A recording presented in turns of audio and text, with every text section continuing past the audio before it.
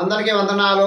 మత్తయి సువార్త 11వ అధ్యాయం 13, 14 వచనాల్లో యోహాను కాలం వరకు అనేక మంది ప్రవక్తల్ని పంపించాను. ఈ యోహాను అంటే బాప్తిస్మ ఇచ్చిన యోహాను దాకానే ప్రవక్తలు పంపించాడా?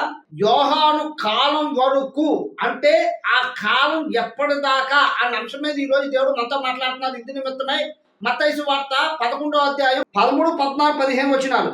యోహాను కాలం వరకు ప్రవక్తలందరూ ప్రవచించుచూ వచ్చిరి, ధర్మశాస్త్రం సహా ప్రవచించుచూ నుండెను. ఈ సంగతులను అంగీకరించుటకు మీకు మనసుంటే రాబోవు ఏలియా ఇతడే. వినుటకు చెవులు గలవాడు వినుగాక.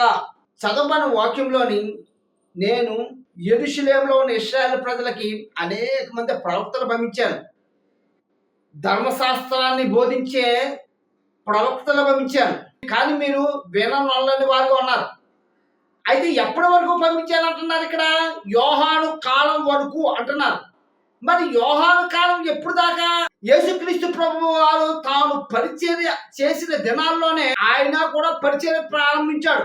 ఆయన అరణ్య ప్రదేశంలో ఉండి అనేక మందికి బాప్తిసాలు ఇచ్చేవాడు. అప్పటి వరకు కూడా అనేక మంది ప్రవక్తల్ని పంపిస్తూ నేను వచ్చానంటున్నారు. మరి అప్పటి వరకైనా పంపించారు.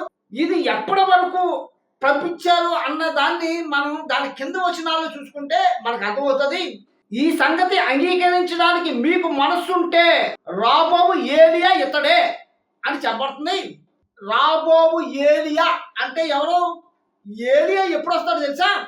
7 ఏళ్ల శ్రమలు ఎప్పుడైతే ప్రారంభమయ్యాయో అప్పుడు ఏలియా పరలోకం నుంచి యెరూషలేములోకి వస్తాడు. రేపు 7 ఏళ్ల శ్రమల్లోని పంపబోయే ఏరియా వరకు కూడా సమయాన్ని ఇక్కడ చెప్తున్న వచనం అని వచనం ద్వారా మనకు అర్థం. దేవుడి కొద్ది మాట దించును గాక. ఆమేన్.